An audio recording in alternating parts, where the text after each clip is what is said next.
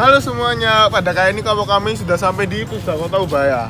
Nah, pada kali ini kita akan mewawancari pada salah satu pengurus di Pusdakota Ubaya yang bernama Pak Rizal. Yuk, mari kita masuk.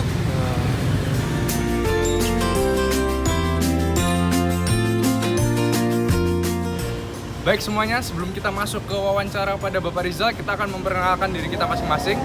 Saya di sini bernama Kevin dan saya berasal dari Universitas Surabaya dan mengambil mata kuliah KWN. Halo, nama saya Brian dari Universitas Surabaya. Saya mengambil jurusan matkul KWN. Halo guys, nama saya David Gunawan. Saya dari Universitas Surabaya mengambil mata kuliah KWN. Nama saya Nicholas, saya mahasiswa Ubaya mengambil mata kuliah KWN. Emang ya apa ya? KWN. Nah, pada kali ini saya sudah bersama pada salah satu pengurus Pusdakota Ubaya yaitu Pak Rizal. Ya, saya Rizal. Pak, kok boleh tahu dari Bapak kerja di sini? Saya sudah kerja di sini sudah 2 tahun ini berjalan. 2 tahun ini. Kira-kira tahu nggak kapan Pusdakota Ubaya berdiri? Untuk berdirinya, kalau menurut info itu sejak tanggal 2000. Tahun 2000. Kalau tujuannya untuk? Tujuannya untuk memberdayakan masyarakat di sekitar Ubaya. Kalau menurut Bapak kira-kira saat ini tujuannya sudah berhasil belum? Kalau saat ini karena ini adalah dalam pimpinan baru yaitu ya ada beberapa komunitas yang sudah kami bentuk, dan itu juga salah satu progres yang cukup signifikan. Kalau komunitasnya kan ada sanggar tari, taekwondo, apa lagi belajar, sama satunya penghijauan ya Pak? Kalau komunitasnya itu kita di sini tuh ada komunitas anak cinta lingkungan, kemudian ada komunitas kader gizi, kemudian ada komunitas kader lingkungan dan juga kader toga dan sayur organik. Jadi ada 4 komunitas yang kita bina.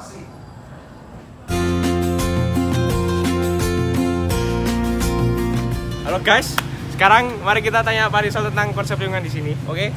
Halo Pak Rizal. Halo. Saya mau tanya Pak, bagaimana cara Bapak merawat semua lingkungan yang ada di sini? Ya, kalau di lingkungan ini di Pusdakota sendiri itu kan kita menggunakan konsep organik. Jadi segala tanaman yang di sini itu benar-benar kita budidayakan dengan cara-cara yang organik. Organik itu seperti apa sih gitu kan ya? Budidaya tanaman secara organik itu otomatis kita menghindari penggunaan dari pestisida sintetis, pestisida yang kimia, maupun juga penggunaan pupuk kimia. Jadi kita semuanya bahan alami, baik itu dari cara-cara pengendalian hama, kemudian kita melakukan pemupukan, semuanya itu secara organik. Itu. Apakah itu cukup? Kalau selama ini itu cukup ya, karena apa? Karena kenapa sih kita harus organik gitu? Karena tanaman itu akan kita konsumsi. Kan beberapa tanaman di sini kan ada sayuran, otomatis itu kan kita konsumsi setiap hari. Nah, kalau nggak organik itu akan menyebabkan adanya residu di dalam tubuh kita. Itu kalau kita juga membudidayakan tanaman toga atau herbal, itu kan fungsinya tanaman obat atau herbal kita konsumsi itu kan buat menjaga kesehatan tubuh kita. Nah, kalau si tanamannya ini terkena residu kimia, otomatis itu kan bukan malah menyehatkan, malah itu kan menimbulkan suatu penyakit di kemudian hari. Nah, makanya itu kenapa di Pusdakota itu dengan konsep organik ini kita berbudidaya tanaman di sini, dan juga memberikan contoh kepada masyarakat bahwa sebenarnya kita bisa untuk berbudidaya tanaman secara organik.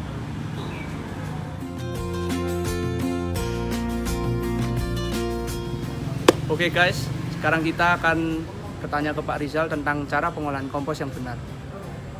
Selamat sore Pak Rizal. Sore.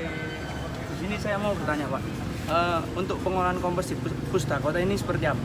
Untuk pengolahan kompos itu kita bermitra dengan satu RT, ya satu atau kader lingkungan itu. Jadi kader lingkungan itu melakukan pemilahan sampah.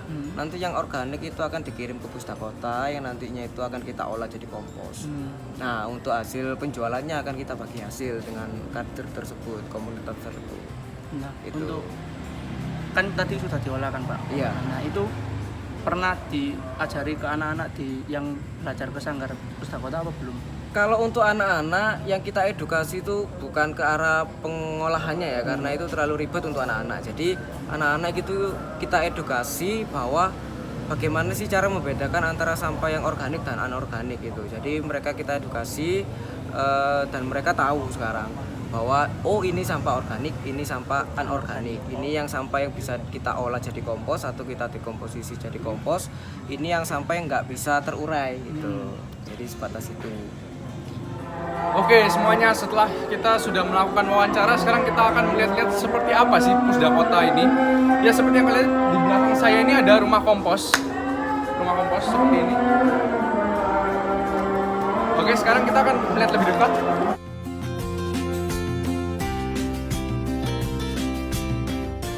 Nah, baik, sekarang kita sudah sampai di kolam ikan. Ini bisa kalian lihat kolam ikannya. Oke, sekarang kita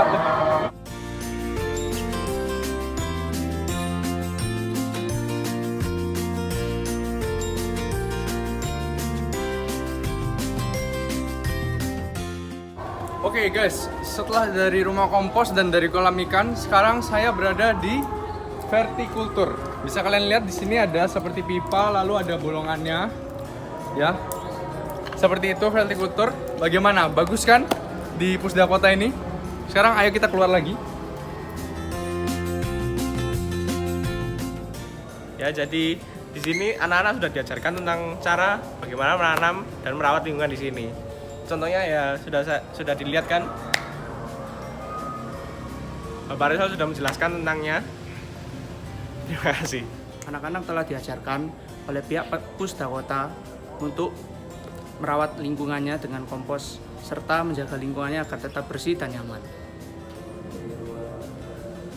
Ya, halo teman-teman, kembali lagi bersama saya. Pada kali ini saya akan berkesimpulan tentang Pusda Kota Ubaya ini. Yang pertama, mereka didirikan untuk pemberdayaan manusia di sekitar masyarakat Ubaya agar mereka semakin sadar atas lingkungan.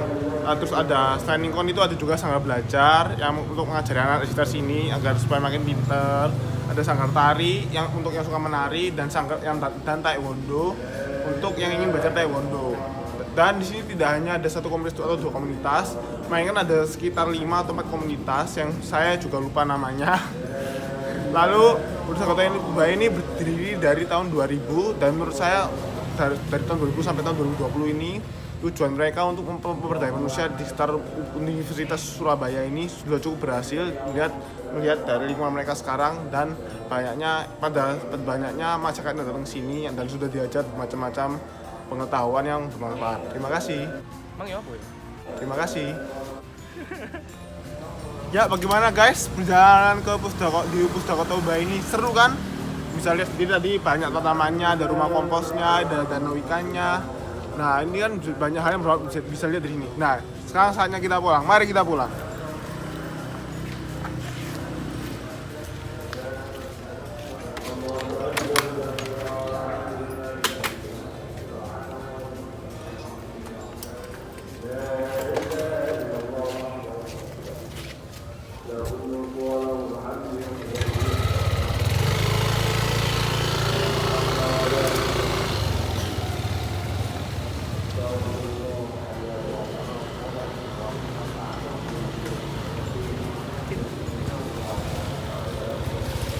Bentar guys, ada barang saya ketinggalan, saya lupa.